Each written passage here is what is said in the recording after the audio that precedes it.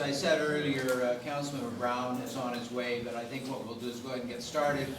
If he comes in later, we'll let him go ahead and do his opening statement out of order. But if he misses any of the questions, so be it. We're not going back. We're going forward. Okay? I'm going to ask Mr. Grosso at the other end of the table to begin with a 1-minute opening statement. All right, thank you very much. Good evening, everybody. Thank you for coming out. I really appreciate it. It's great to be a part of the DC for Democracy Forum. Thanks for holding it. Much appreciated as well.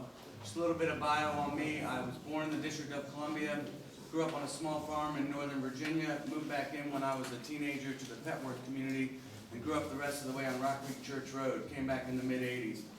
Spent some time here as a youth working in the bar business.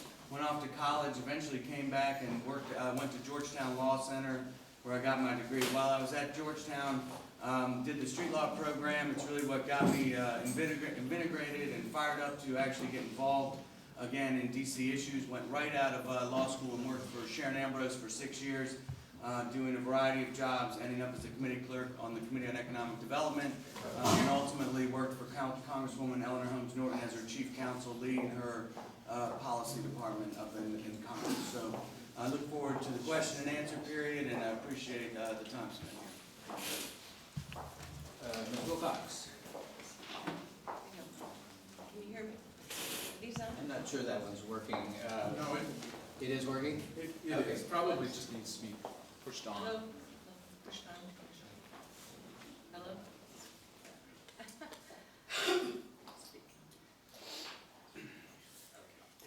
Okay, oh, there we go. Okay, thank you.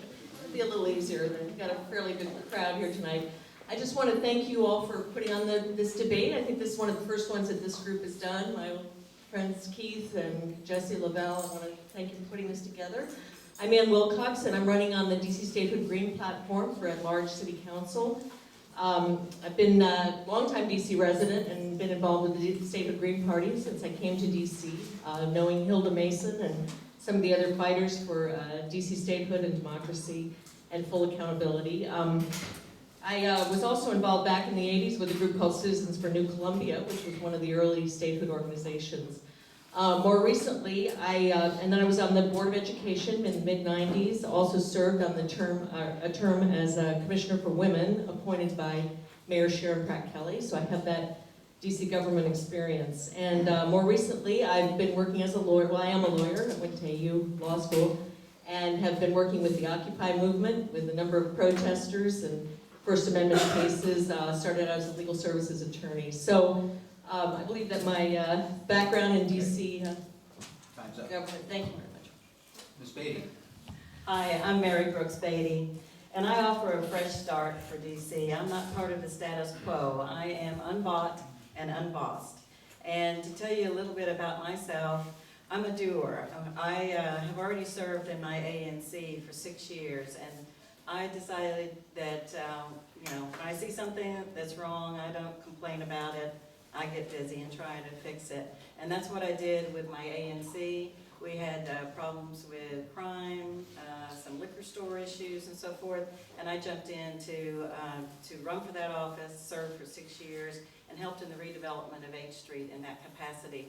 I also have been in politics most of my life, so I understand how to get things done. I have worked in legislative affairs for about 15 to 20 years, and also I've been a leader, an executive leader for about 20 years as well. So I have the leadership experiences to take us from where we are now to where we want to go as a community, to empower those people in this community to kind of a self-determination of where you want to go, because I believe that representatives are truly public Time servants. is up. Thank you. I don't think I need this mic. Y'all can hear me? Yeah. All right, how y'all feeling? Okay, wake up. How y'all feeling? All right, good, because this has got to be about community involvement. Because what's been happening is this disconnect between city council and us, the residents. And that's why I'm here. I want to reconnect us. The times of politics as usual need to end. You know, I'm born and raised in D.C., graduated from Theodore Roosevelt High School, went on to go to University of Maryland, earned a degree in history, graduated from Officer Candidate School for the United States Marine Corps, When I got home, I started working for a nonprofit called DC Campaign to Prevent Teen Pregnancy, all about making sure our young people have the best chance possible at success. And I'm about results. And if you've been reading the papers or you've been living in the city, you can see that we're not getting the results that we deserve. And so this election has to be about us getting involved and putting in 2 new candidates that are going to start to change this council. Because remember, you got 2 votes. So get involved, ask some tough questions of us after this is over, so you can really find out what's going on. Because we deserve better than what we've been getting. All right? All right. All right. Okay, let me just bring you all up to date. Councilmember Vincent Orange was invited. We did not get a confirmation. Is that correct? No. So we're not expecting Vincent Orange. And Leon Swain was confirmed, but for some reason he's not with us yet. So again, as with Councilmember Brown, we will go ahead, and if they arrive, they can make an opening statement and then catch up on with us on the questions. Okay, first question for those who are assembled, and I'll start with Mr. Cooper, and we'll move in that direction.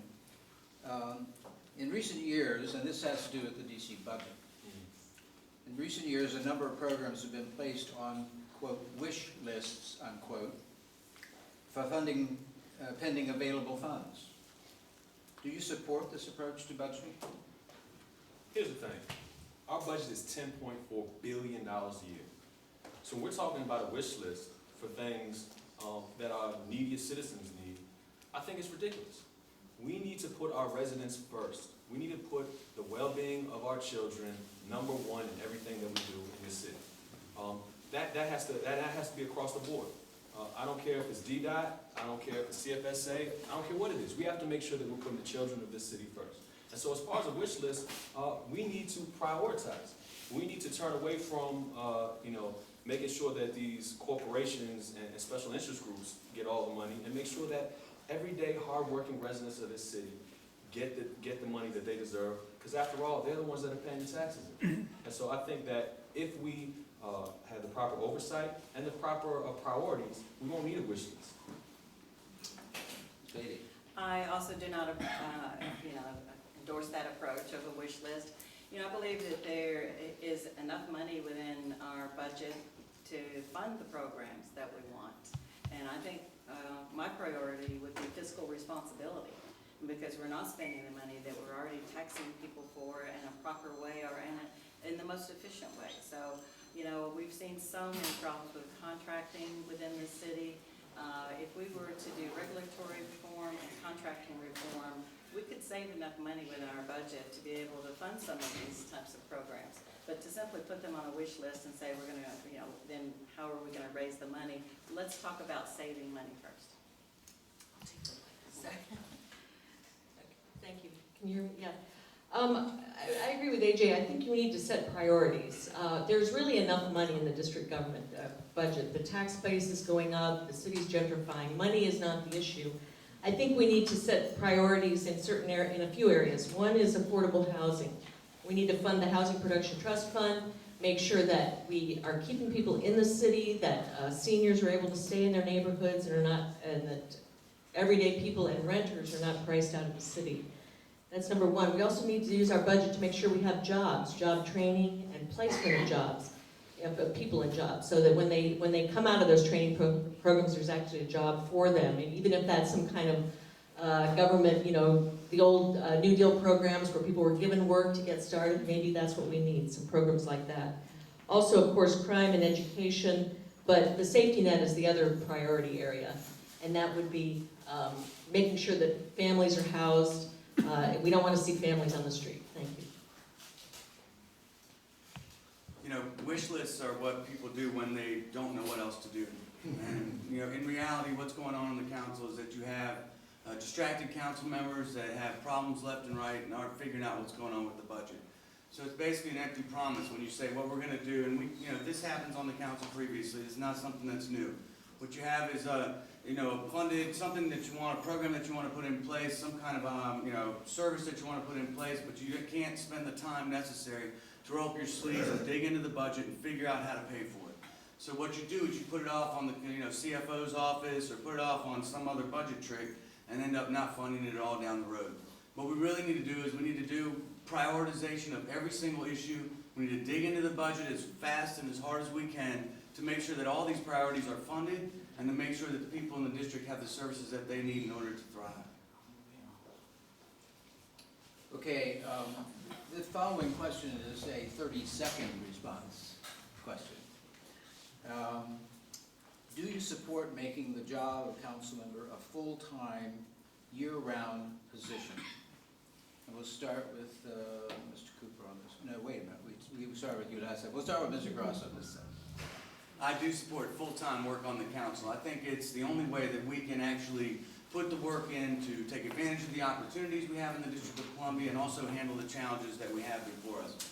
I've committed to working full-time and taking a break from my career to serve the people of the District of Columbia, and I think that's the way it should be done.